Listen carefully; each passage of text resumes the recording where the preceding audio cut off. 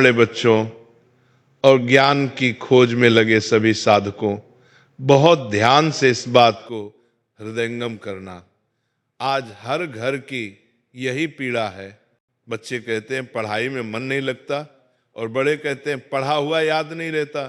तुम भाग रहे हो तकनीकों के पीछे, तुम भाग रहे हो दवाइयों के पीछे, पर तुमने कभी अपनी बुद्धि की बनावट को समझने की चेष्टा नहीं की। देखो, ये जो हमारी बुद्धि है ना, ये एक दर्पण की तरह है। अगर दर्पण पर धूल जमी हो तो क्या उसमें मुख दिखाई देगा? नहीं ना।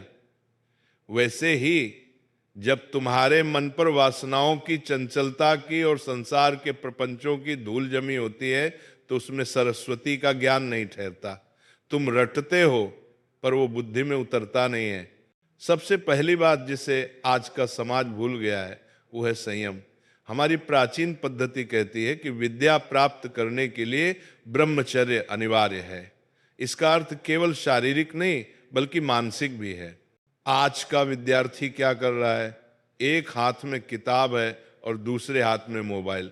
आंखों से गंदे दृश्य देख रहे हो, कानों से व्यर्थ के गीत सुन रहे हो, और फिर चाहते हो कि बुद्धि दिव्य हो जाए। संभव ही नहीं है। तुम्हारी ऊर्जा इन इंद्रियों के माध्यम से बाहर बह रही है।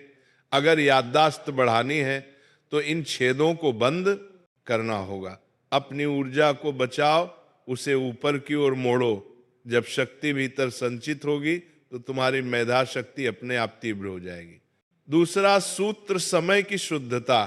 तुम रात रात भर जाग कर पढ़ते हो, ये प्रकृति के विरुद्ध है। हमारे ऋषियों ने ब्रह्म मुहूर्त को ज्ञान का समय बताया है। सुबह 4 बजे से 6 बजे के बीच जो वायु चलती है वो सात्विक होती है। उस समय ब्रह्मांड की दिव्य शक्तियां जागृत होती हैं। अगर तुम सुबह उठकर थोड़ा शुद्ध जल पीकर और अपने इष्ट का नाम लेकर पढ़ाई शुरू करते हो तो जो तुम 4 घंटे में याद करते हो वो केवल 1 घंटे में सिद्ध हो जाएगा, क्योंकि उस समय तुम्हारा अचेतन मन पूरी तरह खुला होता है। जो उस समय भीतर गया वो अमिट हो गया।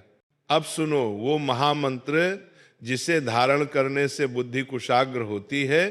इसमें 3 क्रियाएं हैं, श्रवण, मनन और निदिध्यासन। श्रवण, जो पढ़ रहे हो उसे पूरे मनोयोग से सुनो या पढ़ो। उस समय संसार की कोई दूसरी बात तुम्हारे भीतर न हो। मनन, ये सबसे महत्वपूर्ण है। पढ़ने के बाद किताब बंद करो और आंखें मूंद कर जो पढ़ा है उसे मन के भीतर दोहराओ। इसे कहते हैं मानसिक जुगाली। जब तुम मनन करते हो तो वो जानकारी स्मृति में बदल जाती है। निदिध्यासन, जो सीखा है उसे आचरण में लाओ या किसी दूसरे को समझा दो। ज्ञान बांटने से पत्थर पर खींची लकीर बन जाता है। अंत में सबसे बड़ी बात, बुद्धि के अधिष्ठाता भगवान है। बिना उनकी कृपा के विवेक नहीं आता।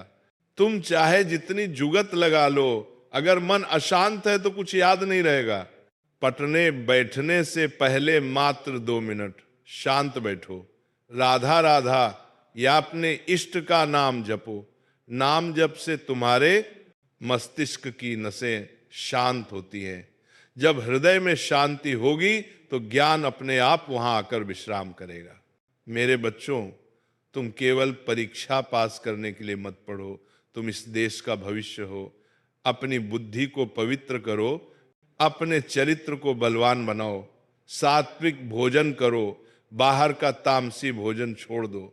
जैसा अन्न वैसा मन, जैसा मन वैसी बुद्धि। अगर अन्न शुद्ध होगा तो बुद्धि अपने आप स्थिर हो जाएगी। बस आज से ही नियम बना लो, अपनी इंद्रियों को वश में करो। सुबह जल्दी उठो और मनन का अभ्यास करो। फिर देखना, तुम्हें किसी चमत्कार की जरूरत नहीं पड़ेगी, तुम स्वयं एक चमत्कार बन जाओगे।